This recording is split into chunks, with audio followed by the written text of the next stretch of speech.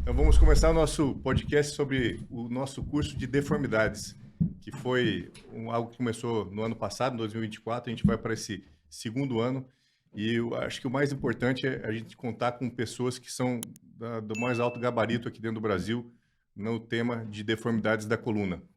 Aqui comigo estamos com o Dr. Alexandre Fogaça, que é atual presidente da Sociedade Brasileira de Coluna. Ele é professor titular da Ortopedia e Traumatologia da USP, HC, Hospital das Clínicas, e com uma experiência enorme na cirurgia de deformidade aqui no Brasil.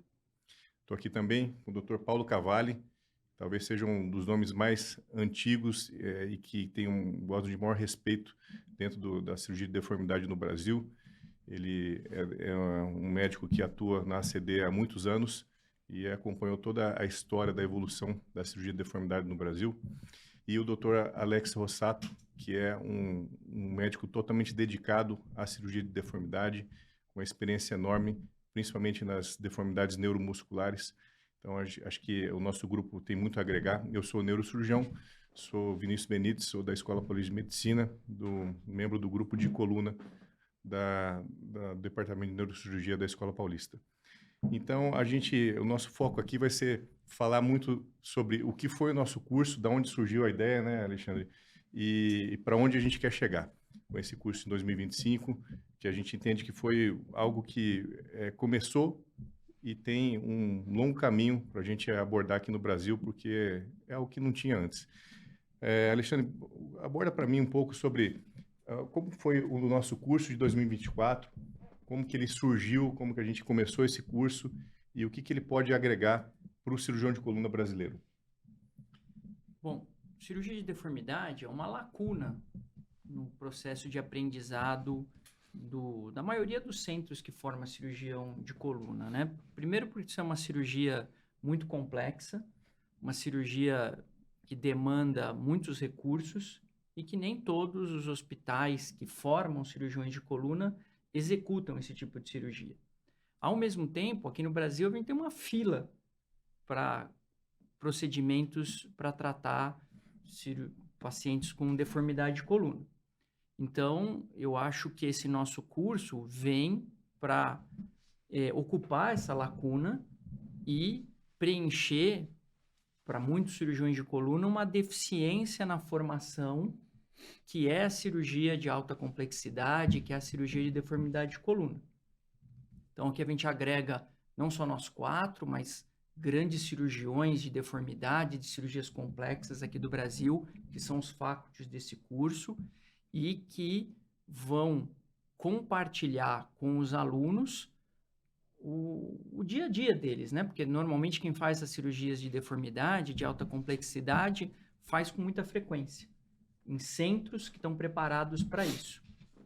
Então, o aluno que vier para esse curso vai poder se aprimorar em técnicas como osteotomia, passagem freehand de parafuso, passagem de banda, fixação de ilíaco, sistemas growing, com colegas que fazem esse tipo de cirurgia rotineiramente, vão poder se preparar melhor para criar condição no hospital dele de fazer esse tipo de cirurgia e ajudar na resolução de filas, de demanda de pacientes que tem pelo Brasil todo.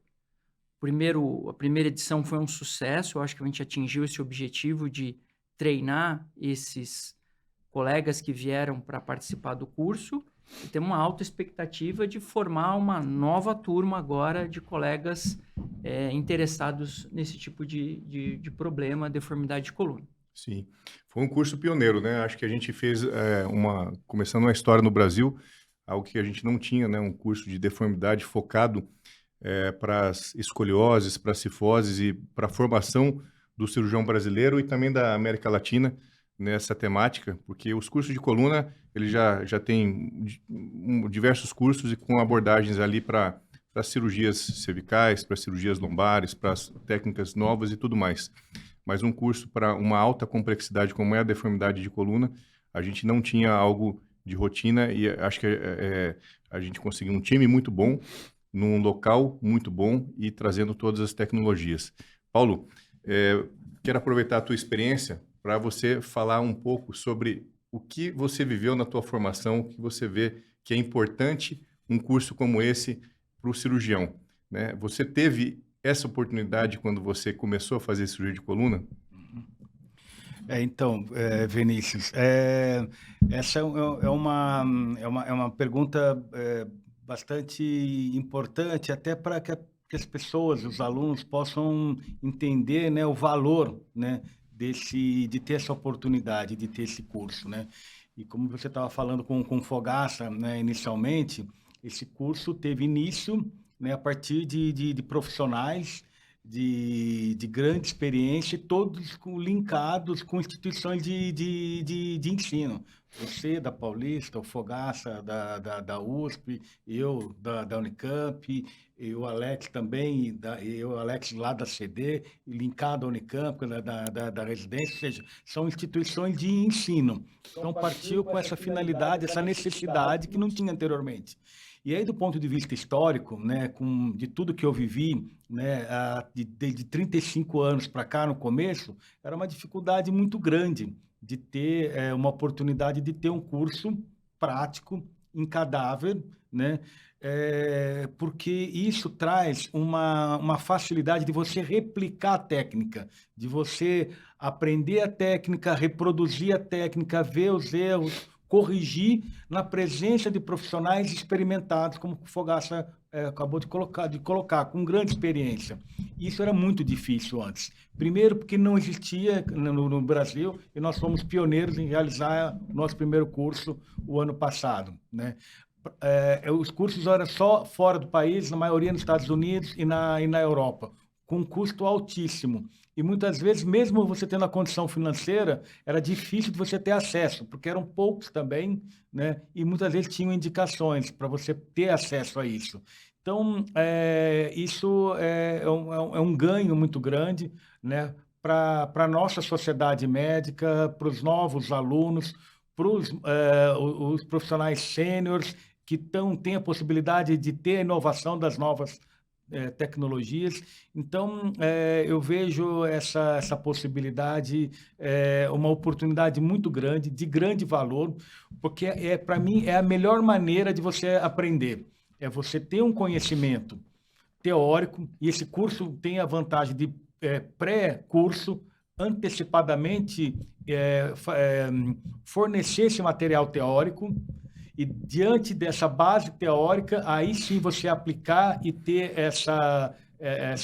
esse conhecimento fixado e dando muito mais segurança, e quem acaba se beneficiando são os nossos pacientes, que acabam tendo uma qualidade no tratamento bem maior do que seria se não tivesse essa oportunidade. A curva de aprendizado é muito mais rápida, e eu acredito que com esses novos tempos que a gente vislumbra pela frente, com as novas tecnologias, inteligência artificial, a navegação, a robótica, que você vai comentar um pouquinho, a gente vai discutir um pouco mais sobre isso, vai cada vez mais exigir esse tipo de atividade e de evento, né? E que eu estou muito feliz de poder participar pela segunda vez. Eu acho que a gente tem que replicar cada vez mais. Não, é muito interessante isso, porque é uma visão que vem aí do início da década de 90, com certeza, né? Eu que já fui aprender cirurgia de coluna já a partir ali de 2010, praticamente, também não tive essa oportunidade, Paulo, né? A gente tinha que sair fora do Brasil, acompanhar grandes serviços, mas cursos onde a gente pudesse nós mesmos colocar a mão, fazer uma cirurgia, eram cursos de muita dificuldade e um custo altíssimo, que numa língua que não é a que você está habituado a falar. Então, tudo isso gera uma dificuldade. E ter isso aqui no Brasil, com alta qualidade e com os melhores cirurgiões aqui da nossa realidade, eu acho que é fantástico, e as pessoas têm que dar realmente valor a isso. Alex, você lida com residentes há muitos anos, né? E vocês recebem lá na CD residentes do Brasil inteiro, praticamente, e acabam devolvendo grande parte desses residentes aí para todo o Brasil. Como que você enxerga que não só a prática lá na residência médica, com a experiência, e o que ele pode agregar ainda mais no dia a dia, fazendo curso como o nosso curso, um curso dedicado à cirurgia de deformidade. Nós iniciamos o trabalho com os residentes em 2002, lá na CD, numa parceria conjunta com a Unicamp. Na época, o chefe era o Dr. Landim, e a gente recebia cerca de 4 residentes naquela época por ano. Depois isso aumentou, hoje 6. Então, se a gente for colocar aí na ponta do lápis, se você pega aí quase 25 anos, 4 residentes, são mais de 100, né, residentes formados no decorrer desses 25 anos. Então, é muita gente, só um único serviço, né? O que acontece é que na residência, e a gente já foi residente um dia, o residente ele quer operar, ele quer pôr a mão na massa, né? E muitas vezes, obviamente, na grande maioria das vezes, sem nenhuma experiência, e a gente fica um pouco limitado em relação a esse deixar o residente pôr a mão na massa realmente no paciente, numa cirurgia, um paciente privado seu ou um paciente da instituição. E o residente às vezes se frustra um pouco em relação a só assistir, né? Porque na nossa época a gente assistia 1000 cirurgias, e quando ia realizar pela primeira vez, tendo assistido, sei lá, muitas cirurgias, você tinha a dificuldade técnica ali. Então, nós tivemos alguns residentes que já participaram de cursos, dos nossos cursos, no curso do ano passado, e que eles valorizam muito isso. É a chance que eles têm de pôr realmente a mão na massa, que às vezes fica limitado, obviamente, no dia a dia deles, num serviço de residência, uma cirurgia de um paciente privado. Eles valorizam muito isso em relação ao curso que a gente fez. É a chance que eles têm para poder errar, porque ali no cadáver eles podem errar, eles têm um lastro maior ali de chance de erro, e isso permite com que eles façam técnicas que até mesmo nós demoramos décadas, às vezes, para aprender. Como o Fogaça falou, a curva de aprendizado da cirurgia de deformidade ela é infinitamente maior do que a curva de aprendizado de uma cirurgia de coluna normal, né? O nível de complexidade exige muito tempo. Para você ter uma ideia, nós temos ex-residentes que trabalham com a gente como assistentes, que faz muitas cirurgias, entre muitas cirurgias com a gente, e não é uma cirurgia por mês, né, que vai formar uma pessoa. Você precisa ter volume, precisa ter demanda para você adquirir experiência. E o que a gente observa é que essa curva de aprendizado, a gente observa nesses assistentes que hoje trabalham com a gente, que para eles ficarem realmente bons, isso leva 8, 10 anos, fazendo isso toda semana, né? Imagina quem faz isso uma vez por mês, uma vez a cada 2 meses ou a cada 3 meses. Então, o curso, acho que agrega nesse sentido do residente ou mesmo do médico mais experiente, do especialista mais experiente, mas que talvez não tenha tanta afinidade com deformidade, de ter um pouquinho mais de segurança na hora de fazer a técnica no seu paciente. Sim. Eu vou dar um pouco da minha visão neurocirúrgica, porque aqui nós estamos em 4 pessoas, 3 ortopedistas, estou em desvantagem, 3 ortopedistas, né?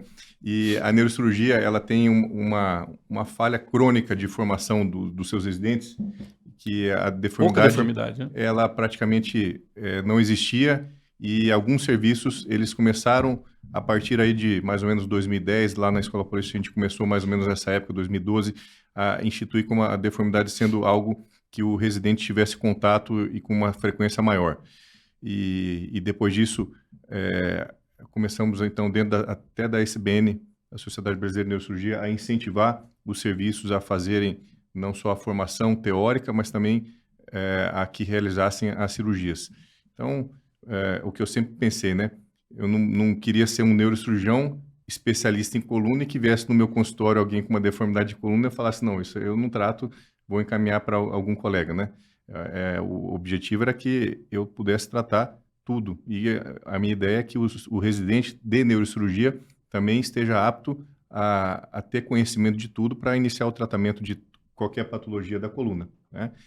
E nós que somos formadores de opinião, formadores de residentes já há algum tempo, o nosso objetivo, né, até pelo envolvimento que a gente tem dentro das sociedades e tudo mais, é que essas pessoas neurocirurgiões, ortopedistas, eles se formem no que a gente faz também e que tenham maior fluência nessas cirurgias de mais alta complexidade. Então, eu vejo que para o neurocirurgião, um curso como o que a gente realizou no ano passado e o que vai realizar esse ano é absolutamente fundamental. Eu colocaria como, principalmente se é um neurocirurgião que quer ser mais dedicado à cirurgia de coluna, esse curso eu penso que é algo obrigatório para ele, porque é onde ele vai ter maior capacidade de colocar a mão na técnica e discutir com as pessoas mais habilitadas aqui no Brasil sobre essas cirurgias. Então, fica o meu convite especial para os neurocirurgiões, né? Que para a ortopedia isso já é meio óbvio, né, Alexandre? Mas para o neurocirurgião, muitas vezes, fora dos grandes centros, eles não têm essa oportunidade. Então, esse meu convite fica para eles. Alexandre, você, dentro do nosso grupo de coordenadores, é aquele que lidera a parte aí educacional. Então, você podia falar um pouquinho como que foi a organização educacional do curso do ano passado, tanto da parte teórica quanto da parte prática, e a nossa proposta para esse ano de continuar mais ou menos isso e incrementar alguma coisa, o que você colocaria de novidades aqui até para o nosso curso desse ano? A organização é sempre compartilhada por todos nós, né? Mas a gente elencou, então, as principais habilidades que o cirurgião de coluna interessado em fazer deformidade deveria adquirir. E dentro dessas habilidades, então, a gente instituiu como se fosse um pré-curso, onde esse aluno ele vai ter acesso a aulas teóricas sobre o tema, aulas exatamente sobre o procedimento que vai ser realizado no cadáver e ainda filmes de procedimentos realizados no curso do ano passado também em cadáveres. Então, o aluno ele tem uma possibilidade de já chegar no Cadaver Lab com uma formação básica adquirida na parte teórica e em assistir uma aula sobre o procedimento e o próprio procedimento. Então, quando ele chega no Cadaver Lab, ele vai realmente ter a parte prática. E aí vai com a ajuda de instrutores muito experientes, realizar aquele procedimento. E dentro dessas habilidades que a gente tinha elencado, são procedimentos de alta complexidade, mas muito comuns em cirurgia de deformidade, que é a fixação do ilíaco, que é a passagem de parafusos, ganchos, bandas, as técnicas de derrotação, técnicas de growing rod, técnicas novas de fixação sacroilíaca e as vertebrectomias, a osteotomia de subtração pedicular, osteotomias de ponte, que são todas técnicas que, se você não realiza com alguma frequência, vira um bicho-papão na hora que você tem que fazer uma de vez em quando.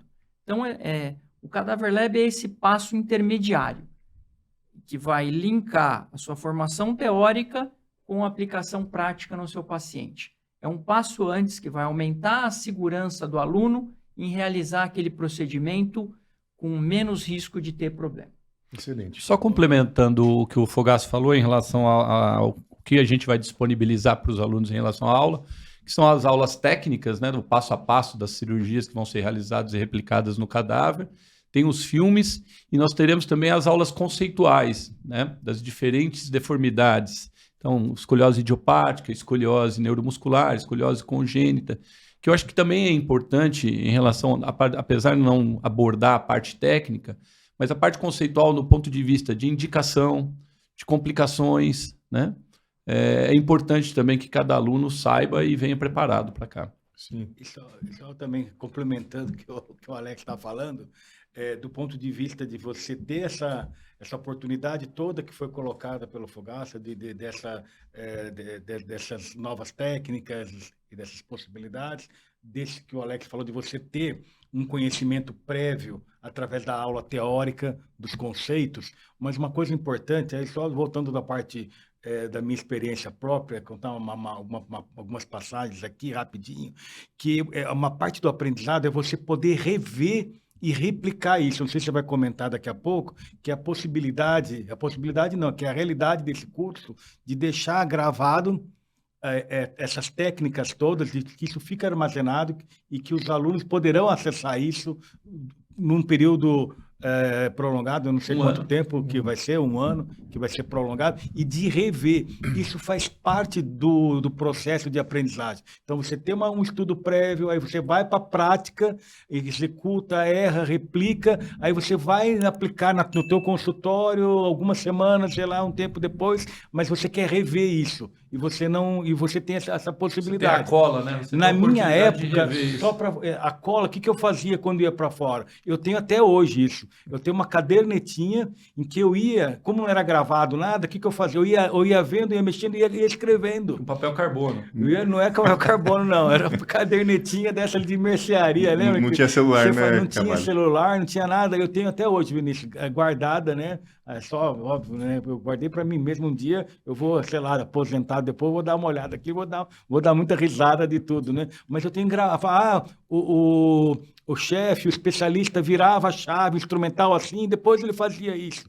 E depois isso me dava. E eu ia na outra cirurgia, quando eu voltava de um curso ou de uma visita, eu abria aquilo me ajudava muito, me dava segurança e a fixação do aprendizado era muito maior. Então, acho que essa oportunidade tecnológica, né, de montagem do curso, de todas as etapas, é uma parte importante. Porque o passo a passo é difícil você memorizar isso com uma única visão, uma única abordagem. Você ter a disponibilidade, por exemplo, do vídeo, da técnica cirúrgica, para a hora que você quiser, você acessar e rever, por exemplo, num preparo seu para uma eventual cirurgia, mesmo você tendo participado do curso há 1, 2, 3 meses, isso daí dá um pouquinho mais de segurança para realizar o procedimento. Né? Excelente, né? Então, vejo que um aluno dedicado, ele vai conseguir ter aulas teóricas, conceituais, aulas teóricas baseadas no que a gente vai fazendo, na aplicação do cadáver, na técnica, vai ter os vídeos com as cirurgias dos procedimentos que ele vai poder revisar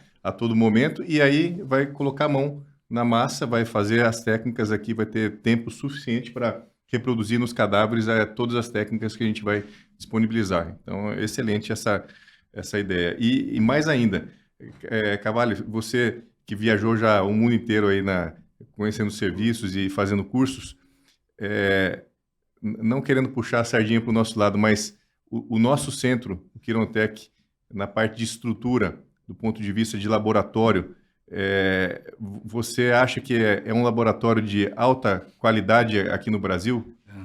Então, isso é uma outra, assim, é um ponto fundamental, porque assim, eu tive a oportunidade de visitar vários centros específicos que fossem de treinamento para deformidade na Europa, nos Estados Unidos, né? E o que a gente vê de todos os laboratórios é que a Quirontec realmente está em um padrão, em um nível de excelência. Não deve nada para nenhum laboratório, centro de pesquisa de um país de primeiro mundo. Na verdade, aqui é uma estrutura de primeiro mundo.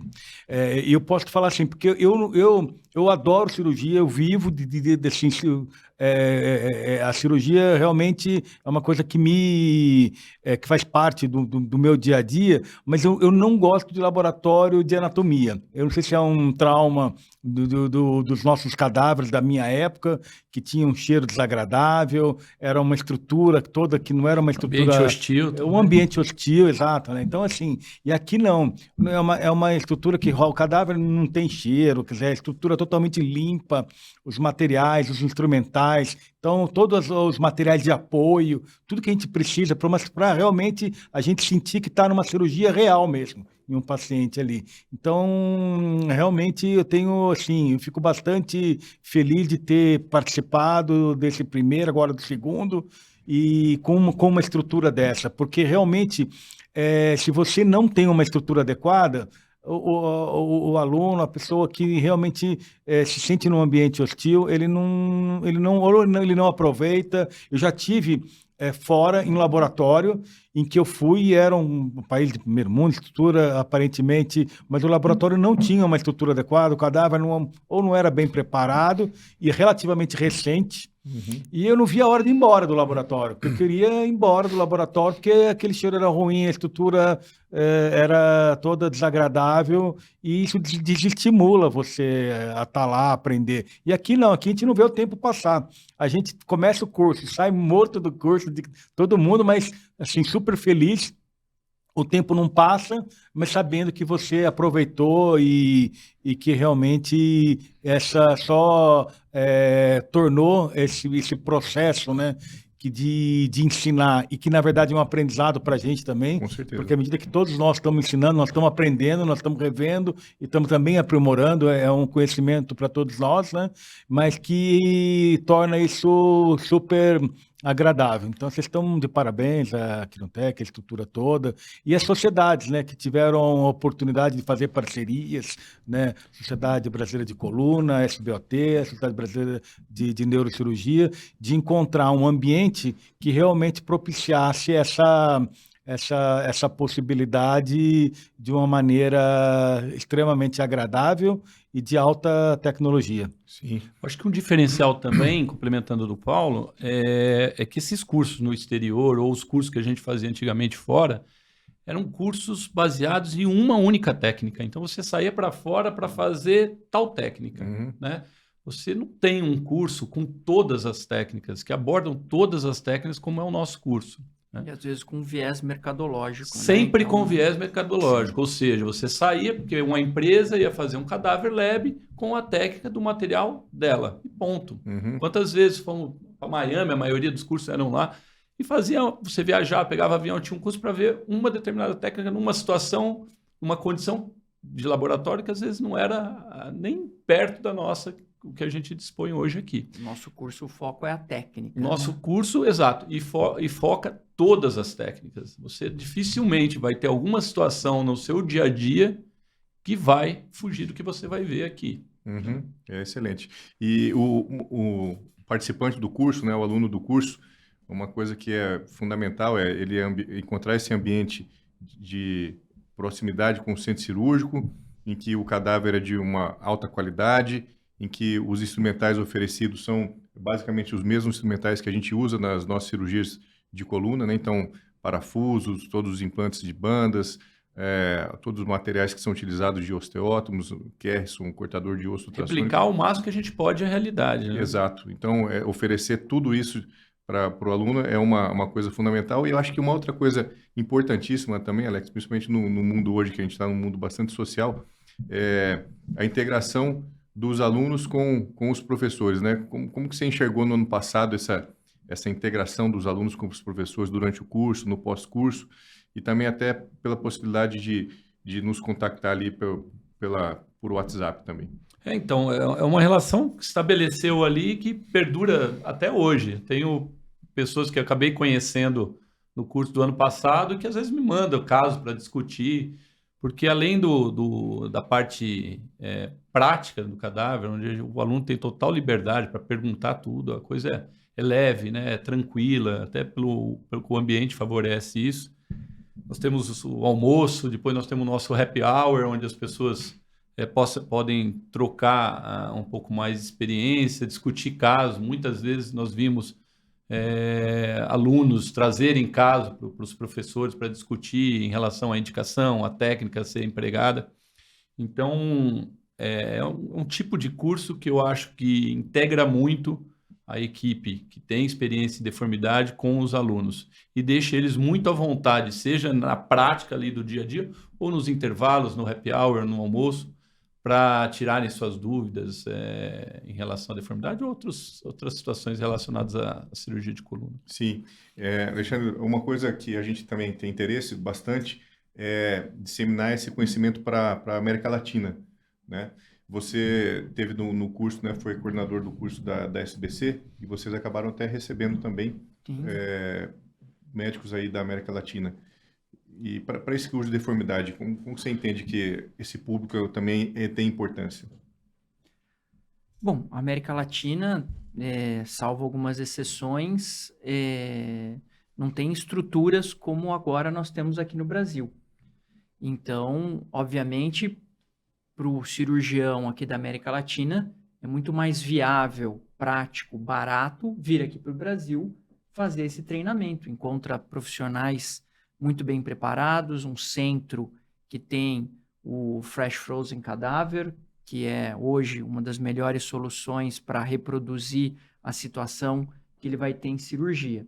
Tem a facilidade da língua, né? Porque o espanhol para o português é muito mais próximo do que para o inglês ou para alguma outra língua europeia, alemão.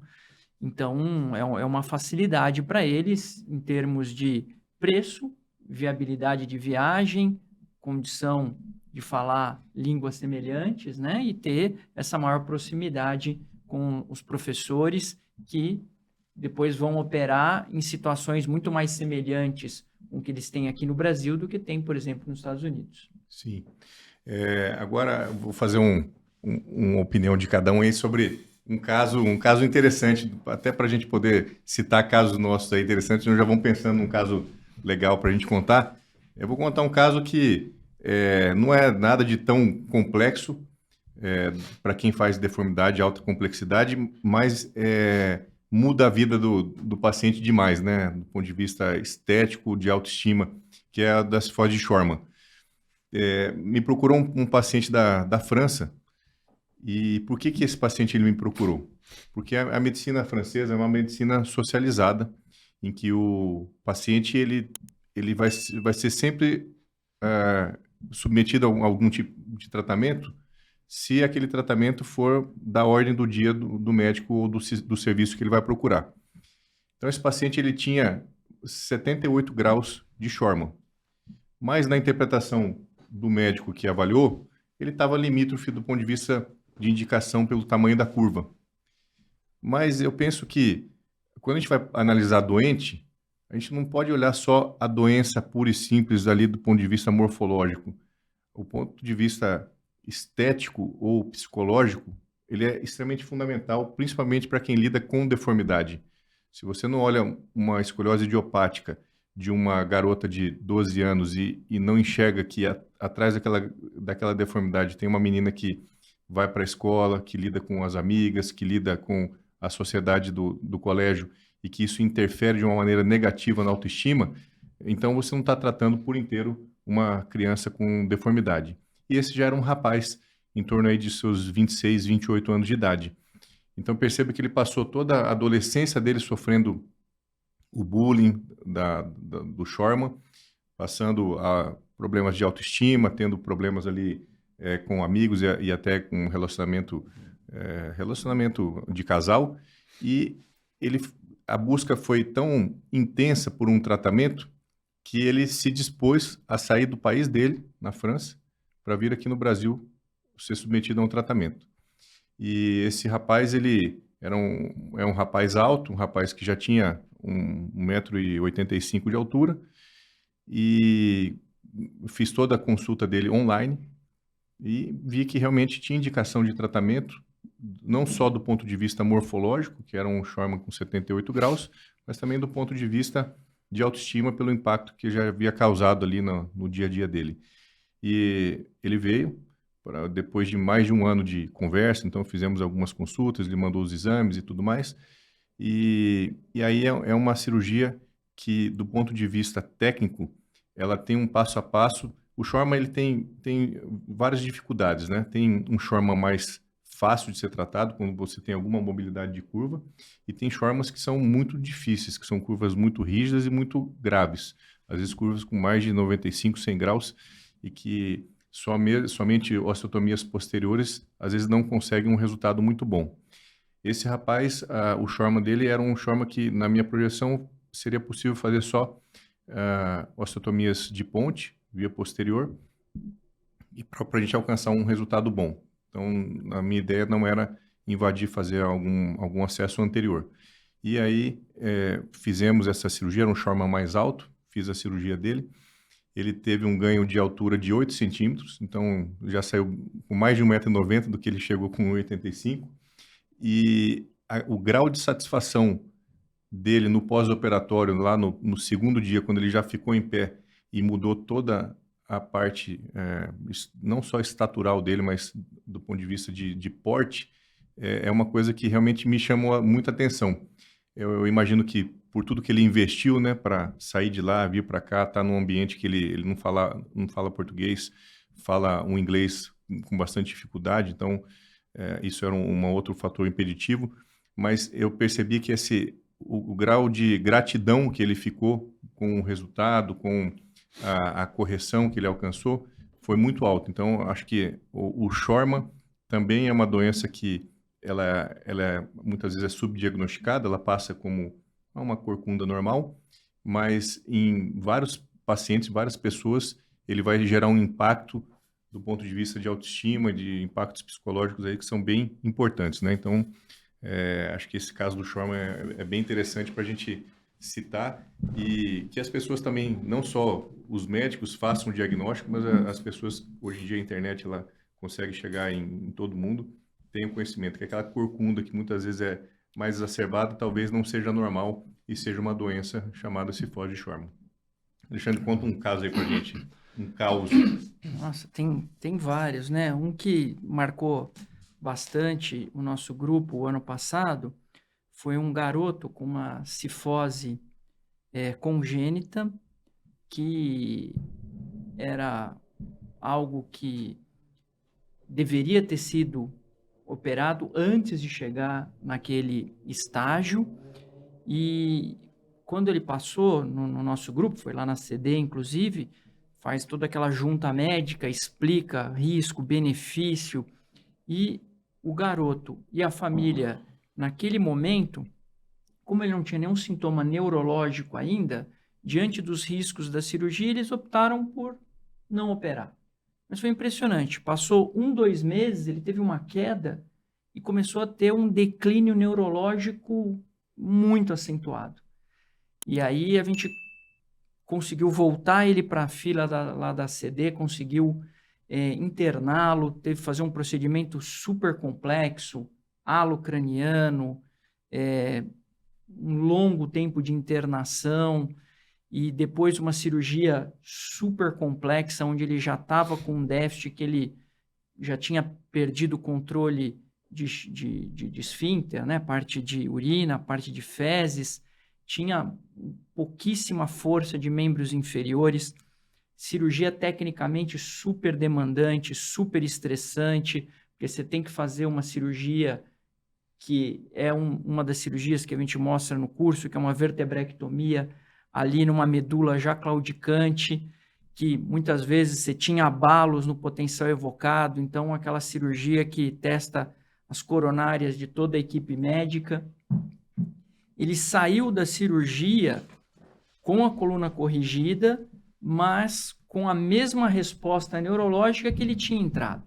Então, você não sai feliz da cirurgia, você esperava uma melhora, algo logo no início. Mas saiu com função, no dia seguinte, a mesma função que ele tinha no pré-operatório, mas foi impressionante a evolução que ele teve. Qual que é a idade dele, Alexandre? 14, 15 anos. Uhum. Impressionante a evolução dele. Com 1 mês, quando ele veio para tirar os pontos, ele já conseguia mexer as pernas. Com 2 meses fazendo fisioterapia, ele já conseguia ficar de pé. Em 6 meses, mandando vídeo. Cada dia ele conseguia fazer uma coisa. Recuperou parcialmente o controle de esfíncter. Voltou a andar. Então, aqueles casos que você fica de uma dúvida se você tem como ajudar, você passa para um resultado que é até do ponto de vista surpreendente, porque a gente cirurgião fica na nossa memória muito mais os casos que você não consegue ajudar do que os casos que você consegue ajudar. A gente conta esses, né? Que você realmente não conseguiu ajudar. Mas esse foi um caso, assim, surpreendente, que tamanha a evolução desfavorável que ele teve. Sim. E depois a evolução favorável que ele teve de recuperação neurológica, né? E é uma cirurgia super complexa e que precisa de uma estrutura muito boa, porque o paciente fica meses internado, precisa de uma equipe multidisciplinar e depois acabou tendo um resultado muito favorável. Caso bom para encaminhar para o inimigo. Né? Não, esse é aquele Tifose caso que congênita, quando... eu falo que talvez seja a pior deformidade para as coisas. Sim, e isso a gente tem que também sempre dar esperança para os pacientes, né? E casos complexos, muitas vezes eles são considerados inópios por grande parte dos cirurgiões, até mesmo por falta de conhecimento. Aí, fazendo nosso curso, quem sabe as pessoas aí ampliem a mente de ver que tem como tratar, até mesmo casos que você olha e fala, puxa, é muito difícil, mas é possível tratar. Paulo, conta um caso pra gente. Pode trocar, em vez de contar um caso, contar algumas situações, assim, Sim. porque, assim, praticamente quase 35 anos aí de cirurgia de coluna, de deformidade, né? A gente viu várias situações de excelentes correções que a gente não tinha nem nascido ainda, viu, 35 anos. Né? Foi a partir lá, pelo menos lá do começo da década de 90, né? Sim. Realmente em 90 ali, foram as minhas primeiras experiências, né, com deformidade. E a gente vê casos que teve excelentes correções, às vezes mais, mas que demonstram isso que você falou, a gratidão.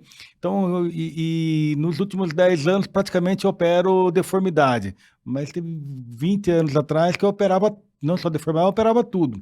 Mas a gente vê a gratidão do paciente, que opera degenerativa, que tem fratura, que tem outros tratamentos para outras coisas, mas a gratidão do paciente que te opera de deformidade é completamente diferente. Sim.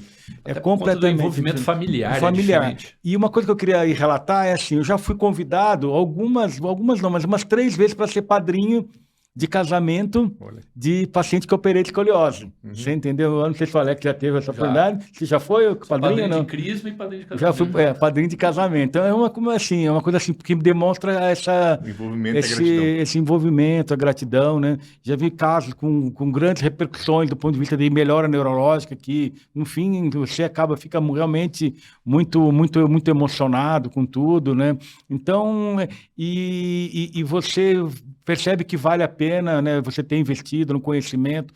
É uma especialidade dentro da cirurgia de coluna que tem uma demanda muito grande, é uma outra linguagem, é uma exigência de conhecimentos biomecânicos, que é diferente da coluna em geral, né, tem todo o contexto geral, mas tem essas coisas específicas. Então, assim, mas o que eu observei ao longo de tudo isso é a gratidão do paciente, né? E uma das coisas que mais me emocionou, assim, no relativamente recente, é o fato, e relacionado à gratidão dos pacientes, é que eu já tratei a paciente e depois eu tratei da filha. E recentemente eu recebi uma paciente que é netinha. Então você vê que realmente... precisa ter muito tempo de cirurgia de coluna para tratar a neta. Não, mas com uma suspeita com uma menininha de 6 anos já, e aí que realmente lembram das coisas, de todo o envolvimento que teve, entendeu, Vinícius? Sim. Então eu acho que é uma especialidade realmente bastante cativante, que vale a pena esse investimento e os frutos aí são bastante compensadores. Isso dá uma alegria muito grande, porque a medicina hoje está muito difícil. Eu acho, um ponto de vista de respeito, de gratidão, sabe? E eu acho que essa especialidade nossa ainda mantém essa troca, essa ligação, né? Sem dúvida. Permite isso, né? Não sei porquê, eu sei se o Alex consegue explicar melhor o porquê, né? Mas essa interação, né? O envolvimento médico-familiar dele é maior, né? Todo o drama que envolve o pré-cirúrgico, acho que por conta disso. É normal isso, acho que todo mundo aqui já recebe presente pra caramba, recebe padrinha. Eu tive um paciente que era de Belém, que ele, depois de um mês, homem, era um Sherman, ele engravidou a esposa e falou que se fosse menina, ia pôr meu nome. Aí nasceu menina, depois outro nome. Mas tem esse envolvimento, eu me envolvo muito com a família. Já fui jantar em casa de familiar, já batizei.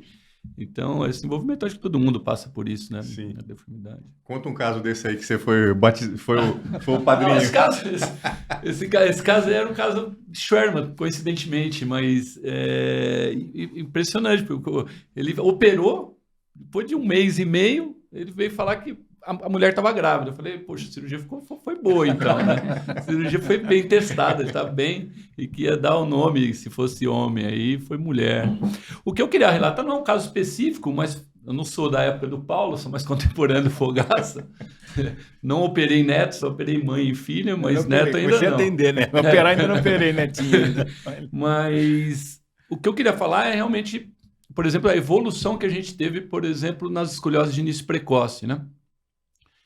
Quando eu comecei a operar no final da década de 90, no início dos anos 2000, a gente usava arame. Acho que aqui talvez você não tenha usado arame, mas nós três com certeza usamos bastante arame aí, com uma marrilha de look.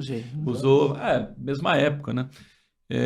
Mas o que eu vejo de evolução, obviamente, tecnologia dia a dia mostra várias novidades para a gente em relação à cirurgia de deformidade vertebral, mas eu acho que o sistema de crescimento é alguma coisa que merece uma menção, né? Porque antigamente você tinha uma escoliose de uma criança de baixa idade, você tinha a alternativa colete, e na falha do colete você falava, olha, precisa esperar tanto peso, precisa esperar até os 12 anos para você fazer uma cirurgia, né? No começo dos anos 2000, 2005, 2006, nós recebemos na CD o Dr. Campbell, que veio com a técnica do Vepter, que era uma técnica que não era com sistema de crescimento, era para síndrome da insuficiência torácica. Nós utilizávamos aquilo porque era aquilo que tinha. Então, você esticava o tórax, esticava a coluna, e isso era um tratamento que tinha um índice de complicação extremamente alto, porque o material era fixado na costela, soltava muito, porque as crianças eram pequenas, expunha, porque era um material que ficava muito superficial na pele, então expunha muito. Tivemos muita complicação. Aí, depois de 2012, 2013, começamos a ter os Growing Systems. E para finalizar essa evolução, hoje a gente tem sistemas automáticos, né? Onde a gente instala um sistema que acompanha o crescimento dessas crianças e faz com que esse tratamento possa ser, até no final do crescimento, ser definitivo, não necessitando de uma cirurgia final, uma artrodese.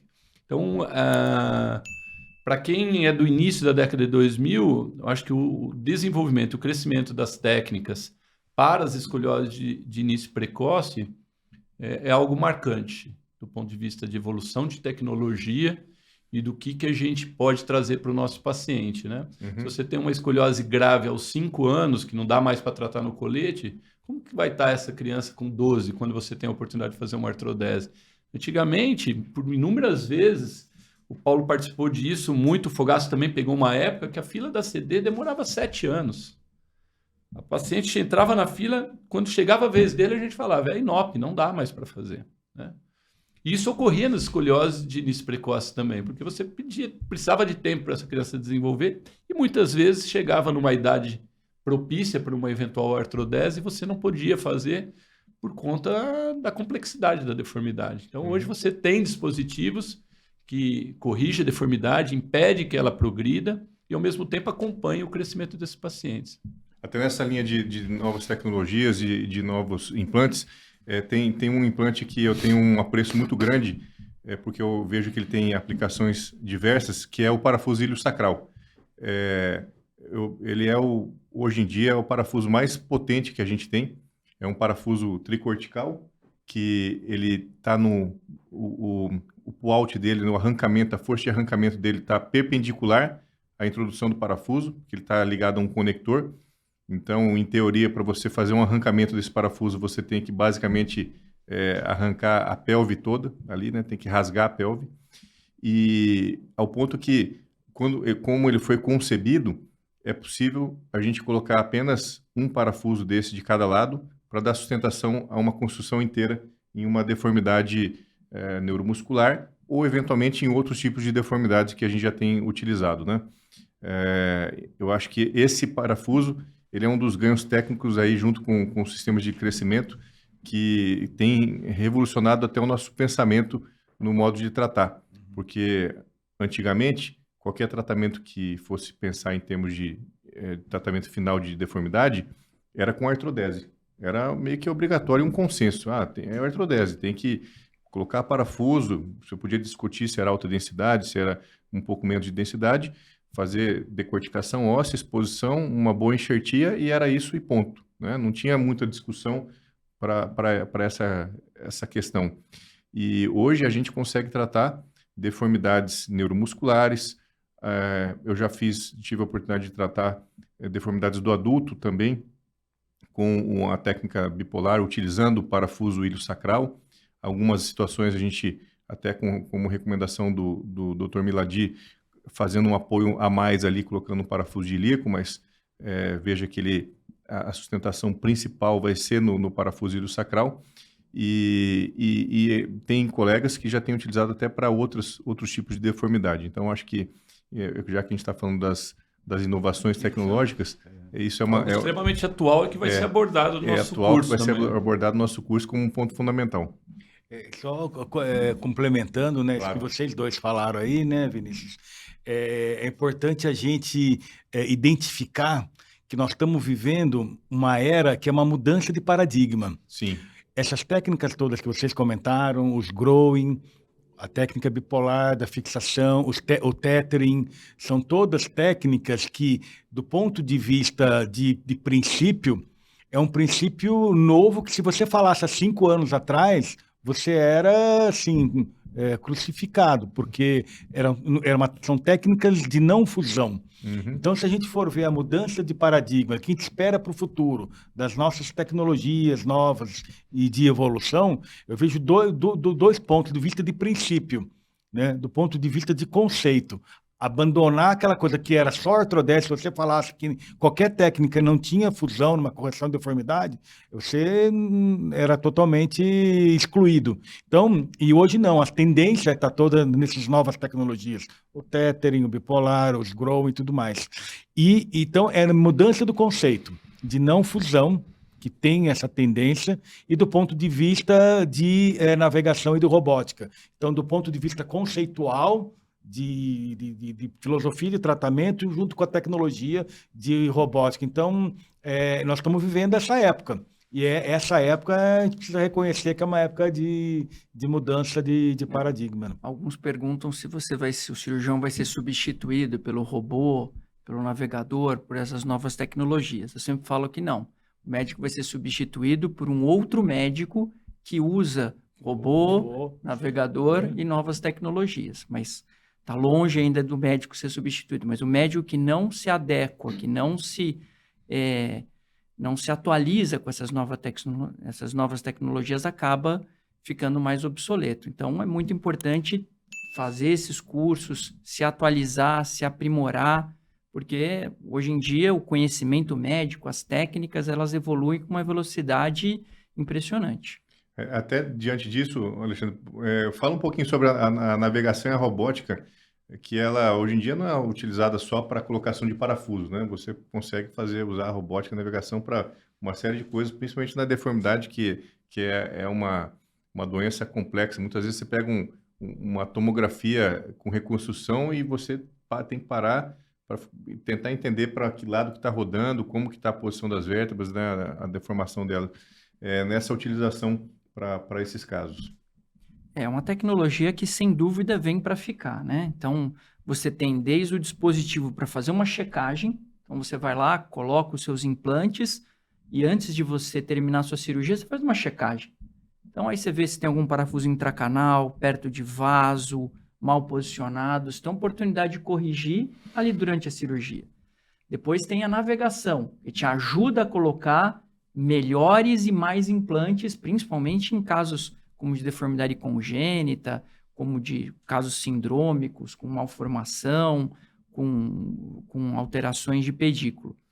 E agora, mais moderno ainda, nós temos o robô, que você faz todo o planejamento e ele te dirige na colocação daqueles implantes. E o uso tem sido para você fazer uma osteotomia navegada, para você fazer passos críticos da sua cirurgia com uma visão que antes você não tinha, então, da navegação, da própria robótica. Então, eu vi um ponto de vista outro dia que eu achei muito interessante. Se a sociedade pode pagar por essa tecnologia, a pergunta deveria ser o contrário. Se a sociedade pode não pagar por essa tecnologia, porque sai muito mais caro. Então, era uma apresentação americana que eles mostravam ali 300 mil cirurgias ano. Se você tiver 22% de parafusos não idealmente colocados, você vai ter até 3% delas que vão precisar de revisão. Dá 9 mil casos. Se você usa navegação e robótica, isso vai cair exponencialmente. Em vez de você ter 9 mil revisões, você vai ter 90 revisões. Então, para a sociedade, a pergunta é diferente. Se você pode se dar o luxo de não pagar por essa tecnologia. Porque isso é só o preço da revisão, mas imagina o preço para o paciente que ficou com dor, que teve um dano neurológico, que teve que ser reoperado. Então, essa tecnologia, com certeza, vem para ficar e para melhorar. Talvez não para um cirurgião tão experiente como o Paulo, mas vai fazer com que um cirurgião com poucos anos de formação passe um parafuso como se tivesse 30 anos de cirurgia de coluna. O Paulo briga com o robô. Deixa eu brigar mesmo. Ensina o robô. Mas eu não vou abrir mão quando for preciso. Eu não vou abrir mão. Mas para todos os casos, muitas vezes, né? Para os casos mais desafiadores. Sim. Mas acho que a gente tem que estar pelo menos por dentro da tecnologia e que ela seja uma ferramenta, que você não vai usar em todos os casos, mas que num caso que tem uma dificuldade maior, a gente tem à disposição. Alex, a gente está indo para a parte final aí da nossa conversa. Me fala suas considerações finais, o que você imagina para esse novo curso, essas pessoas que vão participar, sejam residentes, sejam pessoas mais experientes, sejam pessoas de outros países, para que estejam aqui com a gente. Eu acho que baseado no curso do ano passado, eu não tenho dúvida que é um curso que agrega tanto para o cirurgião iniciante, ou seja, que está fazendo a residência ou que acabou a residência, quanto para aquele cirurgião sênior mais experiente, mas que não tem tanta afinidade com deformidade. Muitas vezes faz muita doença degenerativa, faz muito trauma e faz pouca deformidade. Então é um curso que eu acho que agrega nas duas pontas aí para os iniciantes e para o cirurgião sênior. A outra questão, repetindo, é um curso que dificilmente você vai encontrar em um único curso que aborda todas essas técnicas, né? Eu não tenho nenhuma técnica que eu vou falar que eu estou pensando aqui que não vai ser abordada no nosso curso agora em agosto. Mesmo quando os cursos eram realizados em outros lugares, era uma determinada técnica, uma única, exclusiva técnica, né? Corpo e o staff, além de nós quatro, o Marcon, nós convidamos outros cirurgiões experientes em deformidades, né, que têm o dia a dia pautado em correção de deformidade, e a qualidade da Quirontec, ou seja, os cadáveres frescos, as estações totalmente equipadas, né, escopia para todas as mesas, o que a gente vai disponibilizar antes do curso, do ponto de vista teórico, seja com aulas conceituais, que são importantes, volto a frisar, mas as aulas também técnicas e os vídeos para você poder ter pelo menos um briefing antes da parte prática. E o fato disso estar disponível para você durante um ano, para você poder relembrar o passo a passo, relembrar o que foi aplicado aqui durante o nosso curso. Excelente. Paulo, tuas considerações finais. Então, o Alex falou praticamente tudo, quer dizer, eu só queria complementar, faço deles as minhas palavras aí, do ponto de vista da estrutura, da oportunidade que os alunos terão, mas uma coisa que eu acho que agrega mais ainda e que os que já passaram tiveram eles podem confirmar isso, e os que virão, eles vão ter a oportunidade de sentir, do ponto de vista de relacionamento do aluno com o professor, um relacionamento extremamente amistoso, do ponto de vista da vontade real de quem está fazendo a instrução, de quem está dando aula, de que realmente o aluno aprenda, de que tenha, ou seja, transmita realmente a técnica de uma maneira que facilite pro aluno. Porque às vezes você vai em um curso e que tem uma baita estrutura, tem uma série de professores que são estrelas, mas ele não tem oportunidade, não tem uma intimidade, vamos dizer assim, de trocar ideia, fazer perguntas, de pedir para repetir, de dar uma ênfase. Então, isso daqui eu percebi no último, né? Eu posso dizer que eu já imaginava isso, porque eu conheço todos os coordenadores, os faculties, a gente sabe da qualidade técnica e principalmente didática de cada um.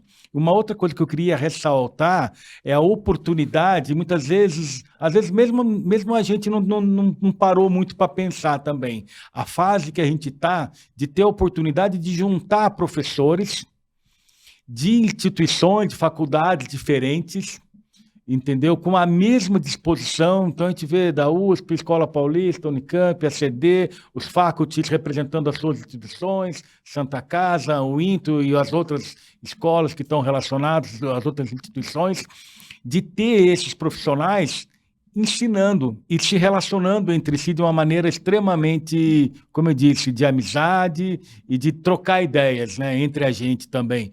Então, tendo essa vivência toda, eu nunca tive eu já vi esses profissionais das escolas, dos professores, deles se relacionarem, mas não deles se juntarem de uma maneira realmente assim intensa e de amizade para transmitir conhecimento para os novos alunos, para esses novos profissionais, né? É uma oportunidade ímpar de ter, eu não sei como que tudo isso começou, mas acho que é um mérito de todos nós e da comissão organizadora, de vocês, né? Vocês estão de parabéns por isso, porque não sei se vocês pararam para pensar, mas é muito difícil. Sim. São muitas vezes os nossos professores, se a gente pensar no passado, tinham as suas vaidades e era muito difícil. Eles se juntavam para tomar um cafezinho e tudo mais, mas para de coordenar e se juntar, vamos trabalhar junto, isso tem um grande valor, sabe? Com certeza. Eu Então, também isso que eu concordo. queria ressaltar. Essa parte social, né, tanto do que envolve os professores, do que envolve os alunos e a interação entre eles é algo que eu considero grandioso também e que agrega para todo mundo. Agrega para eles, mas agrega muito, muito para a gente também, né? Alexandre, suas considerações? Não, grande parte já foi dito. A gente aprende muito nesses cursos, né? Então, exatamente por essa formação diferente que cada instrutor tem, até como o Alex falou, quem está na residência, quem está recém-formado, vai aprender um aspecto. Aquele cirurgião que já está na metade do caminho vai aprender outro aspecto. E até aquele cirurgião sênior também vai ter alguns pulos do gato, algumas técnicas novas que ele não tem ainda tanto domínio. E até, como eu falei, até eu aprendo, porque você vê ali o Paulo passando parafuso de um jeito, você fazendo uma técnica de passar banda de outro, então você agrega, né? Você sempre tem uma ferramenta a mais para a sua próxima cirurgia. Então, fica o convite, clima extremamente amistoso, como falou o Paulo, o pessoal tem acesso aos professores ali diretamente, um convívio intenso e forma ali uma amizade que depois serve para discutir um caso, mandar um caso que tem dúvida, uma complicação. É sempre bom você ter com quem discutir casos mais difíceis. Claro. Então fica o nosso convite. Para início de agosto, nós vamos dar o nosso segundo curso de deformidades com toda essa equipe aqui de coordenadores, mais os nossos faculties que são de altíssima qualidade aqui de São Paulo e do Brasil, com essas diversas técnicas que nós já abordamos no Centro Quirontec em São Paulo, que sem dúvida nenhuma é hoje em dia o centro mais tecnológico e com a melhor estrutura para treinamento em cadáveres aqui do Brasil. Aguardo todos vocês no nosso podcast, seja o Instagram ou o YouTube. Vocês podem ver na descrição, vai estar o link para fazer a inscrição do nosso curso, que já começou e já tem pelo menos aí umas 15 vagas já garantidas pelos colegas do Brasil e da América Latina. Aguardamos vocês para ter aqui conosco. Um abraço.